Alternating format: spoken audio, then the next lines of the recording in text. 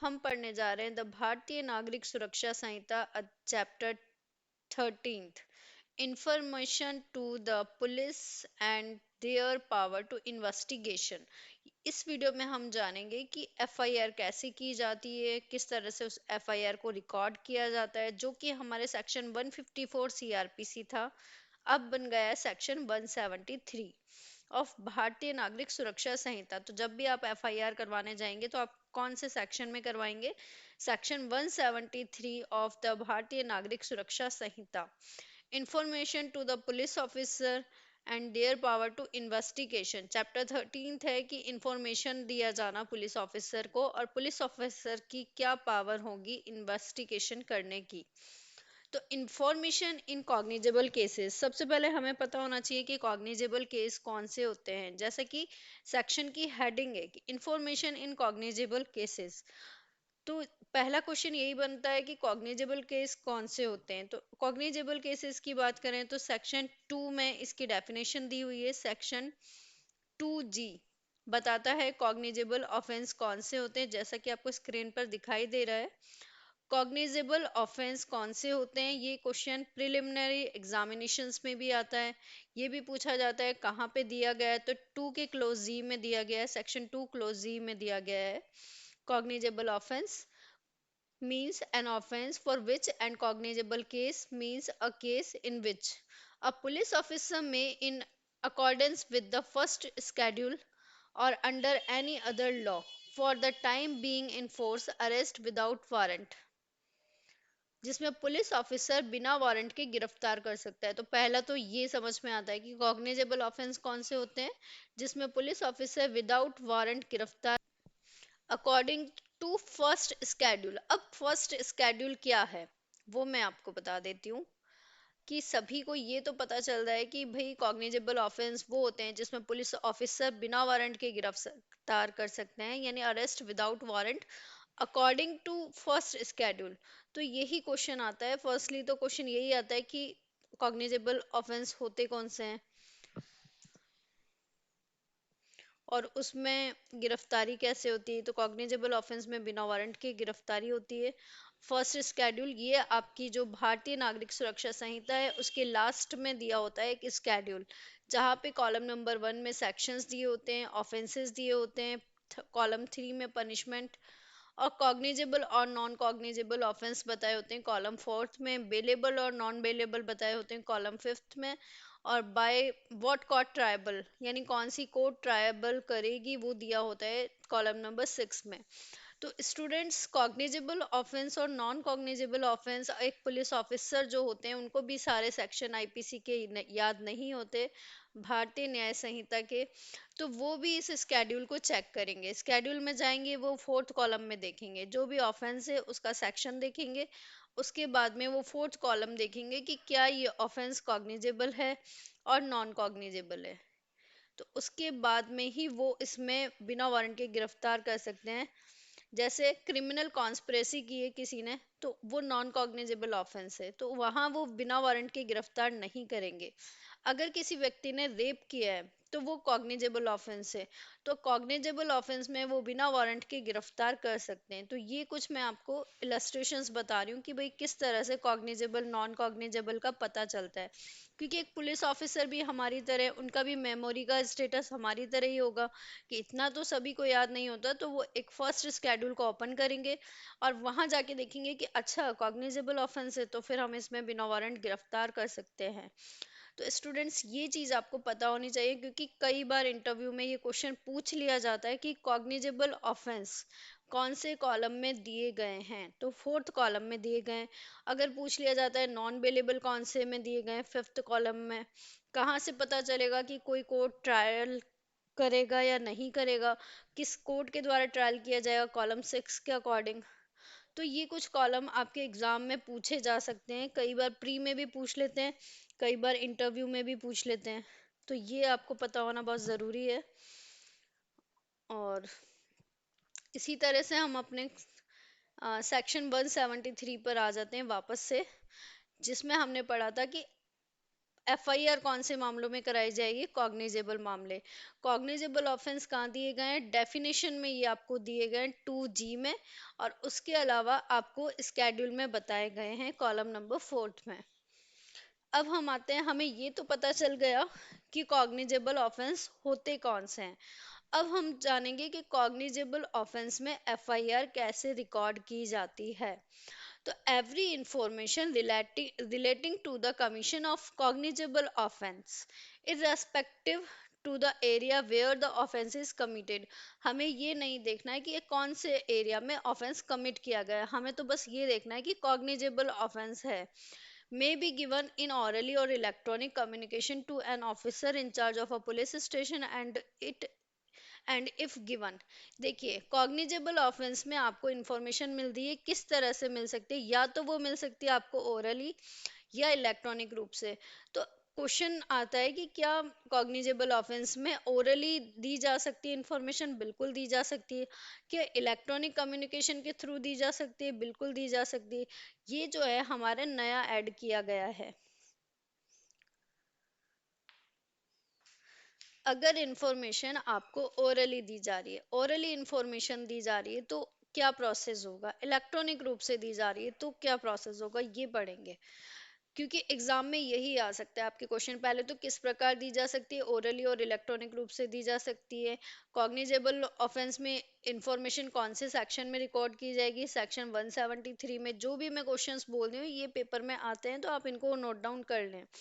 Orally दी जाएगी तो किस प्रकार राइट डाउन की जाएगी? तो देखिए, orally it shall be reduce to writing by him और अंडर हिज डायरेक्शन। देखिए, अगर ओरली दी जा रही है तो जो पुलिस ऑफिसर इंचार्ज है, या तो वो खुद उसे लिखेगा या फिर उसके डायरेक्शन में लिखवा सकते हैं। जैसे कि आप थाने में गए, आपने बोला कॉग्निजेबल ऑफेंस है, आपने बोला कि कोई रेप का ऑफेंस है, तो वो देखेंगे पहले अपने स्केड्यूल में, अच्छा रेप का ऑफेंस तो कॉग्निजेबल है, तो ठीक है हम आपकी इन्फॉर्मेशन लिख लेते हैं या फिर लिखवा लेते हैं। तो it shall be reduce to writing by him और अंडर हिज डायरेक्शन। एक एक वर्ड का बहुत इंपॉर्टेंट रोल होता है जब आप आंसर राइटिंग करते हैं।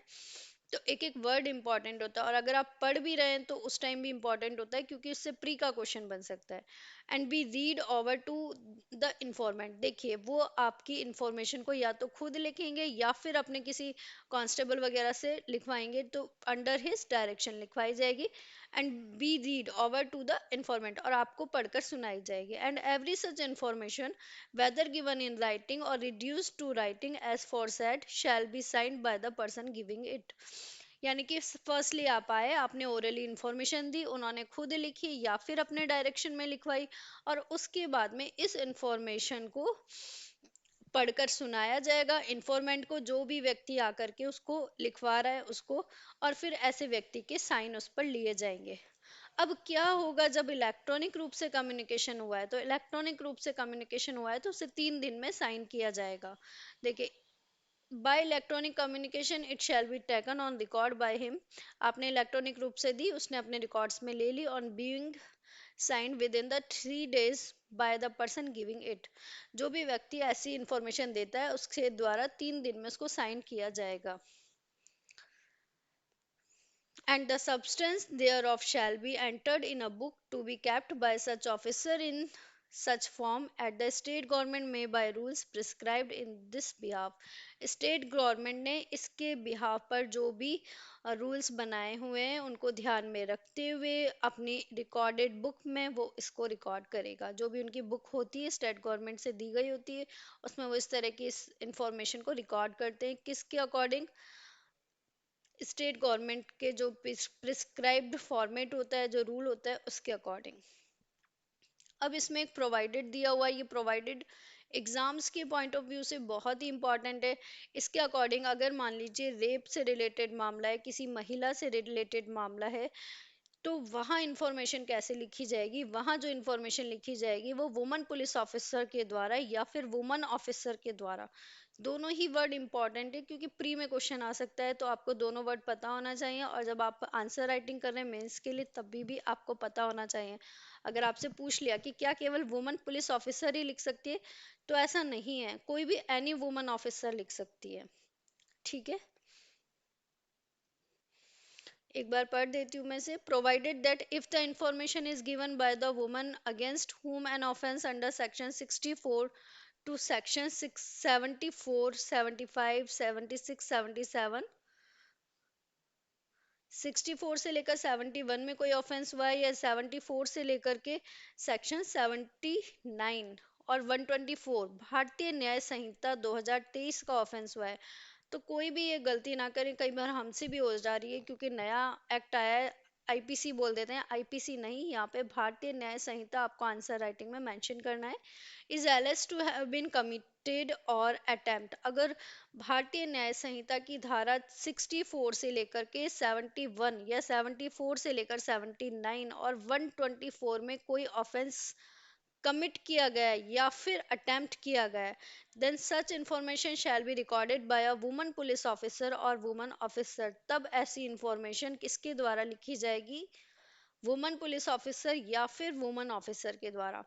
सेकंड प्रोवाइडेड है, प्रोवाइडेड फर्दर दैट, ये बोलता है कि अगर वो इंफॉर्मेशन लिखी जा रही है तो क्या वो पुलिस थाने में लिखी जाएगी या फिर कहाँ लिखी जाएगी? In the event that the person against whom an offense under section 64 to section 71 and 74 to 69 section 124 of the भारतीय न्याय संहिता 2023 is alleged to have been committed or attempt is temporarily and permanently mentally और physical disabled, ऐसा व्यक्ति जो इस तरह की information दे रहा है वो परमानेंटली या फिर कुछ समय के लिए फिजिकली या मेंटली रूप से डिसेबल्ड है, तो ऐसी इंफॉर्मेशन कहाँ पर रिकॉर्ड की जाएगी? तो ऐसी information, then such information shall be recorded by a police officer at the residence of the person seeking to the report such offense or at convenient place of such person choice।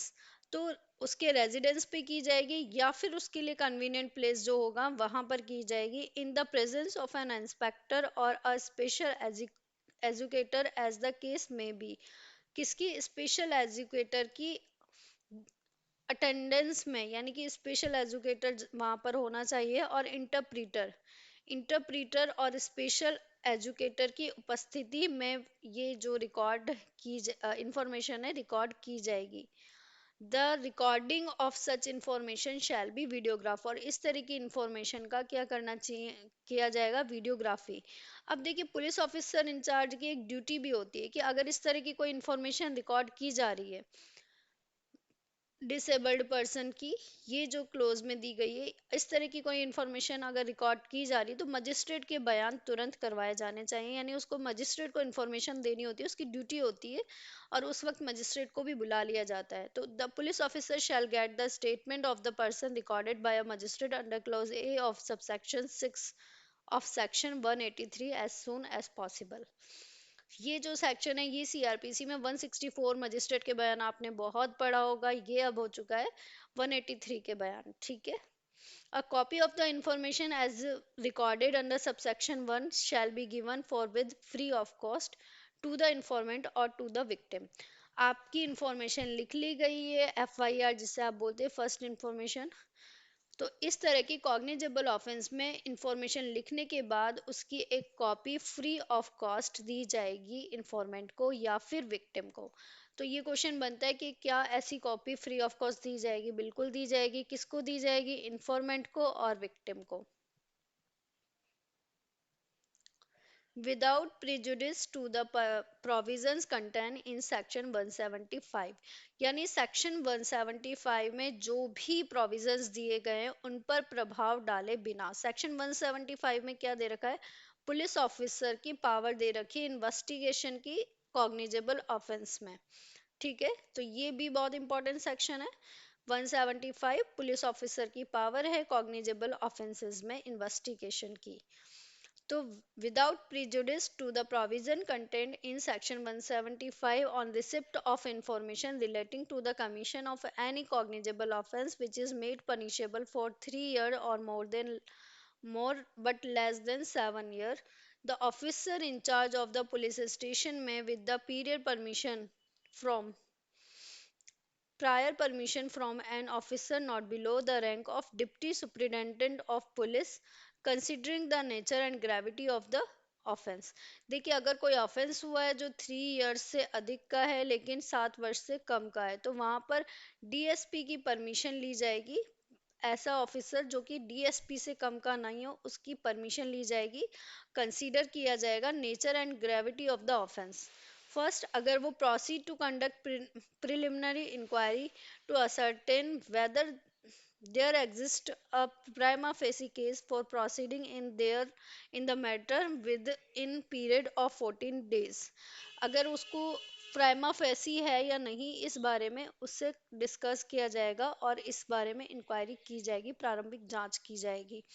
Proceed with investigation when there exist a prima facie case. और अगर उसे लगता है कि prima facie case है, तो police officer incharge द्वारा investigation किया जाएगा ऐसे मामले में। फोर्थ क्लोज बहुत ही इंपॉर्टेंट है। Any person aggrieved by a refusal on the part an officer in charge of a police station to record the information referred in subsection 1 may send the substance of such information in writing and by post to the superintendent of police। देखिए, अगर मान लीजिए आप इंफॉर्मेंट हैं, आप information दे रहे हैं किसी कॉग्निजेबल ऑफेंस की, और पुलिस ऑफिसर इंचार्ज आपकी कॉग्निजेबल ऑफेंस में इंफॉर्मेशन लिखने से रिफ्यूजल करते, मना कर देते हैं, तो आप क्या कर सकते हैं, आपके पास क्या रेमेडी होती है? तब आप क्या करेंगे, सुप्रिटेंडेंट ऑफ पुलिस ऑफिसर को रिटर्न में देंगे इंफॉर्मेशन। इफ सेटिस्फाइड, अगर वो superintendent of police officer SSP जो है वो आपकी इंफॉर्मेशन से सेटिस्फाइड हो जाते हैं, that such information discloses the commission of a cognizable offence shall either investigate the case himself or direct an investigation to be made by any police officer subordinate to him। अगर SP आपकी दी हुई information से satisfied हो जाते हैं कि हाँ, इस इंफॉर्मेशन से लगता है कि कोई कॉग्निजेबल ऑफेंस हुआ है, तो वो या तो खुद इसमें इन्वेस्टिगेशन करेंगे या फिर direct an investigation to be made by the police officer, या फिर वो पुलिस ऑफिसर जो भी उनके सबॉर्डिनेट है उनको इन्वेस्टिगेशन करने के लिए डायरेक्शंस देंगे। In the manner provided by the Sanhita, जैसा कि संहिता में मैनर दिया हुआ है। And such officer shall have all the powers of an officer in charge of the police station in relation to the offence, failing which such aggrieved person may make an application to the magistrate। अब अगर आपको इससे भी remedy नहीं मिल रही है, अगर वो इस तरह से आपको रेमेडी नहीं मिलने पर आप एप्लीकेशन दे सकते हैं मजिस्ट्रेट को। तो पहले ये प्रोविज़न नहीं था। फर्स्टली, आप अगर आप इंफॉर्मेशन लिखा रहे हैं, ऑफिसर इंचार्ज जो है आपकी इंफॉर्मेशन नहीं लिख रहे हैं, तो आप एसपी को रिटर्न में दे सकते हैं, और तब भी आपको अगर सेटिस्फेक्शन नहीं मिल रहा है तो आप मजिस्ट्रेट को एप्लीकेशन दे सकते हैं। ये नया प्रोविज़न ऐड किया गया है। स्टूडेंट्स, यहाँ से क्वेश्चन बनने की बहुत ज़्यादा पॉसिबिलिटीज़ है। All the best for your exams.